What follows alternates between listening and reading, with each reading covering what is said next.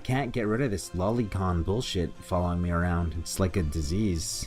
It's like having toilet paper stuck to your shoe with the words Oni-chan written all over it. Yeah, this is what I came for. Of course. You couldn't just write like a little sister character who's really aloof and kind of doesn't care. No, she has to just absolutely be crazy about you because the player wants to feel moe things. Of course, she also has the little blush, and she says ara ara, overloading on lolicon right now. This game just tries way too hard, man. I can't. It wants me to love all of these little girl characters. You guys may be beautiful princesses, and you got your expensive haircuts and clothes and makeup, and all your etiquette training, but I want you guys to know one essential thing. You will never match up to a blonde guy in a green cape. I'm calling it right now. There's gonna be jokes about the prince winning the tournament and becoming his own sister's husband. They're gonna make a joke about that, and they're gonna be like, we can't do that. I can't be Oni-chan's wife. And everybody in the audience is gonna be like doki doki and shit. Yep, here come the Oni-chan jokes. Not really, I don't care. Why would I care? You're my fucking sister. So, why is Japan like this? Saya Leads, despite her ridiculous name, is kind of the best character so far. I guess they're doing the what'd you say thing in this game too. It's a staple of Suikoden.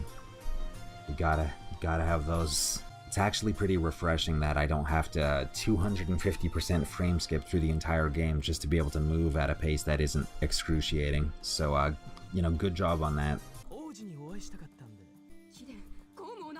She's getting super pissed off over absolutely nothing. Wait, this guy just busted some guys in the hallway for saying some mildly dissenting things about the prince, and he's just straight up calling the queen a monster.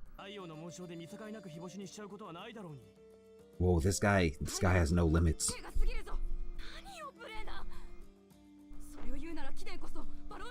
Oh, this is getting really heated. This place is way too liberal, man. Question the queen's use of weapons of mass destruction, and they're just like, yeah, man, just keep on doing it. And in fact, you should go and tell the queen herself. She'll probably be totally cool with it. Hey. Yeah, his stats were way too high, and he kept getting killer rune procs. I'm not sure what was going on with him, but he totally broke my RPG experience. Didn't appreciate it at all. Sure, man, one side wants to nuke everybody with weapons of mass destruction, and the other side wants diplomacy and rational discourse. So, listen to both sides equally. Hey, how long do you think that Ted knew the McDowell family? Because he would have still been like the same age somewhere right now. So, he's probably like in hiding from Wendy right now.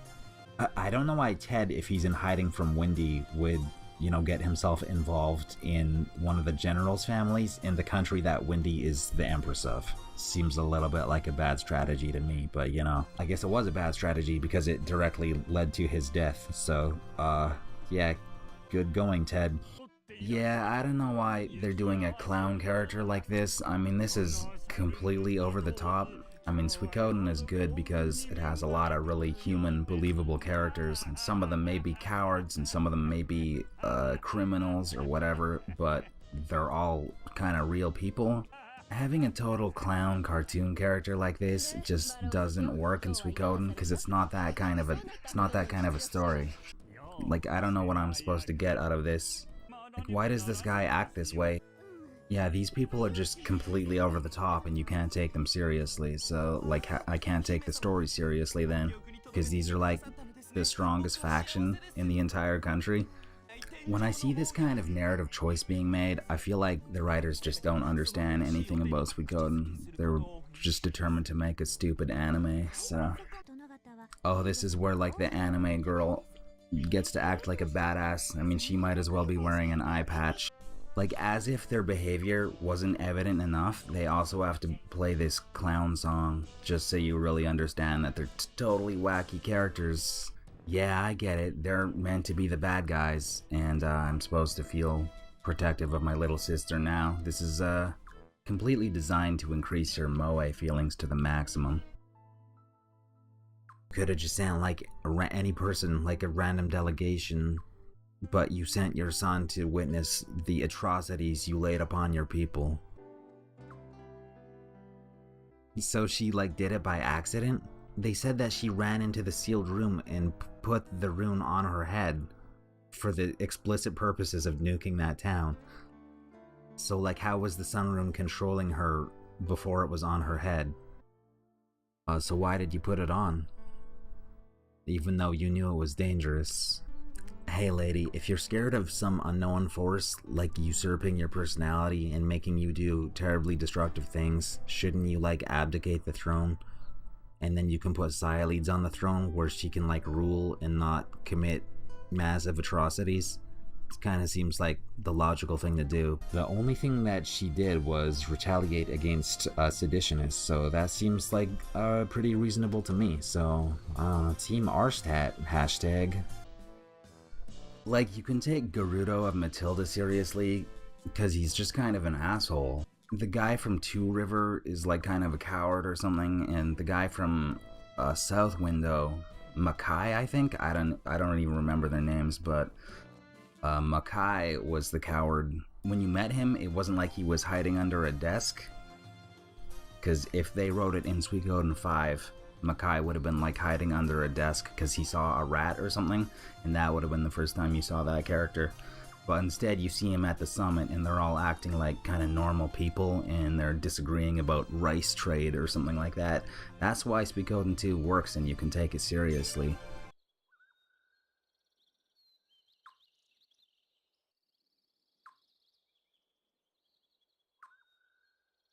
Cyalides actually pointed it out. The mood? What?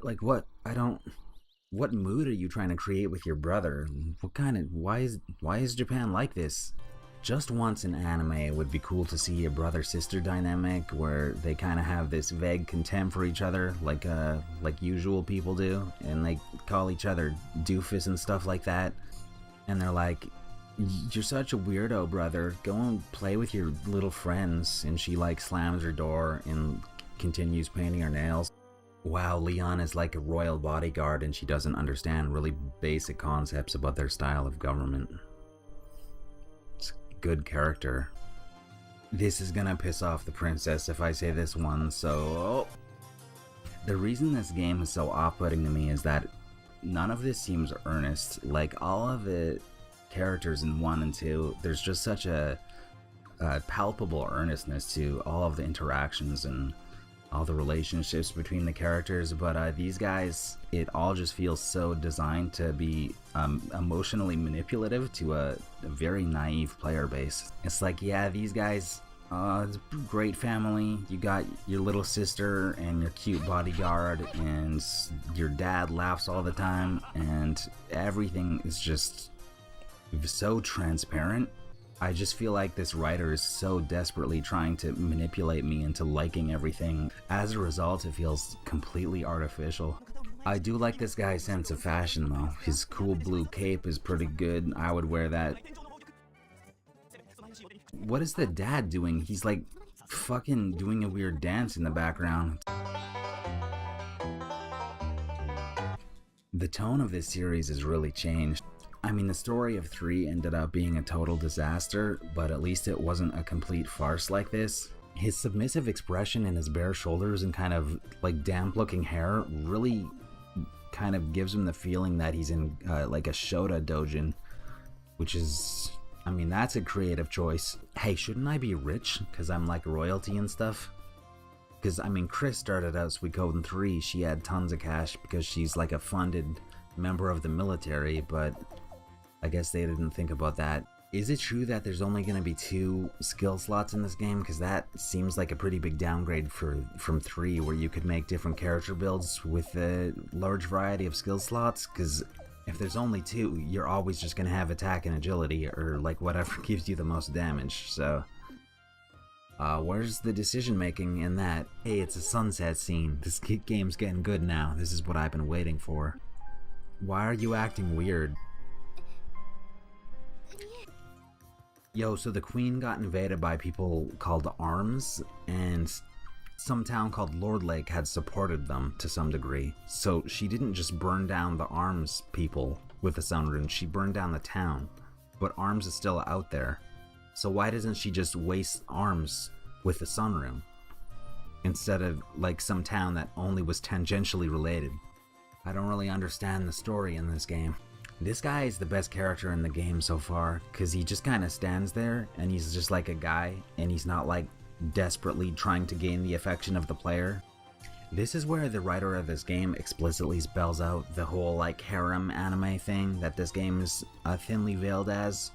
Can you imagine if Suikoden 2 was written in 2005? Because the whole Nanami dynamic would be completely different. And it's even written in there that she's like not your real biological sister, which is like prime ground for fucking weirdo Japan shit. But they didn't do it because it was the 90s.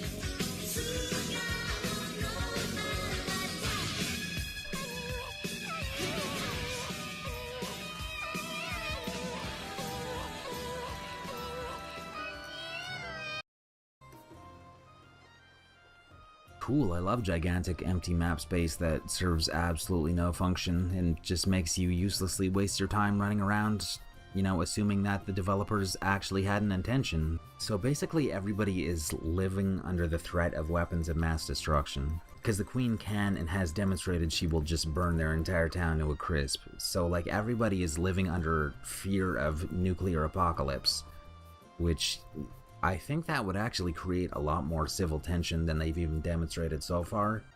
Like, can you imagine if the president just dropped bombs on Astoria, Washington? Like, I don't know, people would probably just fucking lose their minds, and they should.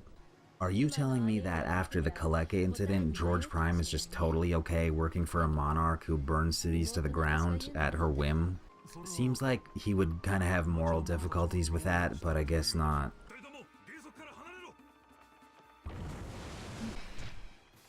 How could he possibly know that was coming?